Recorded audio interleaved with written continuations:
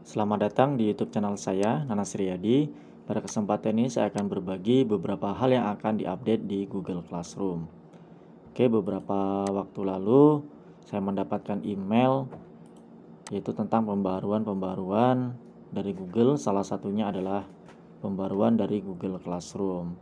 Oke ya, kita lihat apa-apa saja yang akan hadir di Google Classroom ke depannya yang akan membuat Google Classroom itu semakin menarik.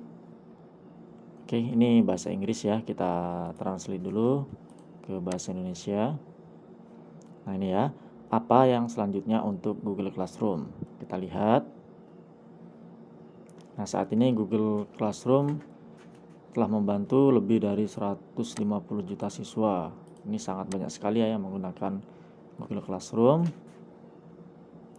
Nah, di sini akan ada update, akan hadir akhir tahun ini ya. Kita tunggu kehadirannya akhir tahun ini. Nah, di sini guru dapat membuat penugasan yang terintegrasi dengan konten EdTech favorit dengan add-on kelas. Nah, nantinya di sini akan ada add-on Google Classroom yang bisa membuat penugasan maupun kuis yang lebih interaktif ya, bukan hanya dari Google Formulir saja. Mungkin terintegrasi dengan lainnya, misalnya Quizzes atau yang lainnya. Nah, kita tunggu saja. Oke, selanjutnya di sini siapkan kelas sebelumnya dengan sinkronisasi daftar SIS, Sistem Informasi Kelas. Nah, ini akan hadir di akhir tahun ini juga.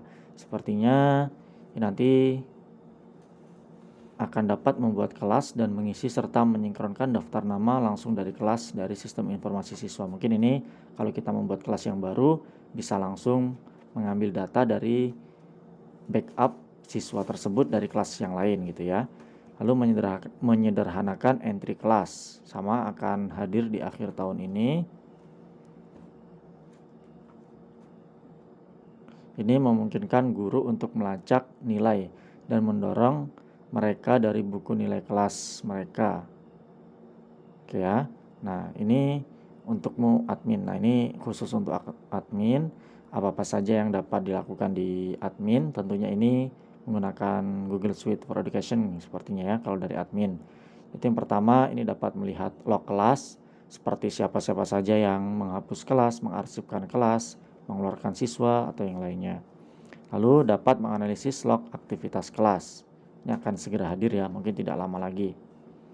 Admin yang menggunakan Educational Standard atau Educational Plus bisa segera mendapatkan wawasan yang lebih tentang adopsi dan keterlibatan kelas.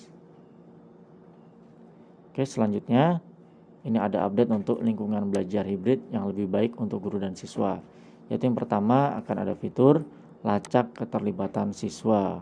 Ini ya, guru dapat melihat statistik yang relevan tentang cara berinteraksi dengan kelas. Lalu ini ada fitur yang cukup menarik, terus belajar terjadi saat offline. Sebenarnya Google Classroom yang sekarang ini bisa ya, tapi dengan cara membuat file-file yang dimasukkan Google Classroom dibuat offline dulu ke Google Drive-nya. Ini ada tutorialnya pada tag di atas ini. Lalu kirimkan gambar pekerjaan rumah yang lebih baik. Nah, ini untuk siswa yang mengirimkan lembar jawaban dalam memfoto kertas. Ini ada update dapat memfoto lebih dari satu halaman seperti itu ya. Ini have multiple page. Jadi bisa lakukan scan halaman lebih dari satu halaman. Ini sangat menarik ya, karena kita juga sering menggunakan penugasan dalam bentuk seperti ini. Selanjutnya, ini untuk guru.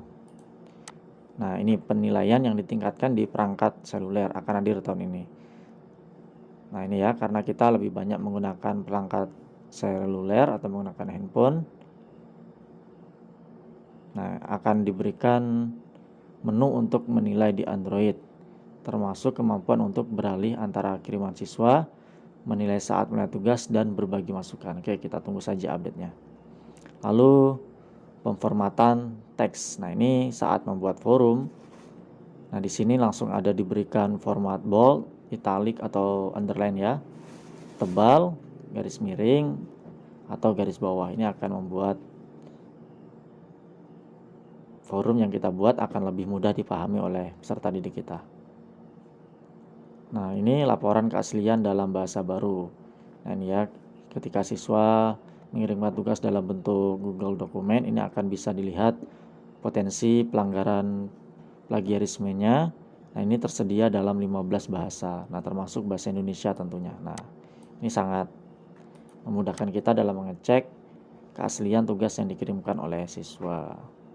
Lalu yang terakhir adalah integrasi CS First. Nah, ini sekarang tersedia. Nah, inilah tadi beberapa update dari Google Classroom ke depannya. Ini cukup menarik ya, kita tunggu update-update dari Google Classroom untuk mempermudah dalam proses pembelajaran. Oke, demikian tutorial ini, semoga bermanfaat. Terima kasih.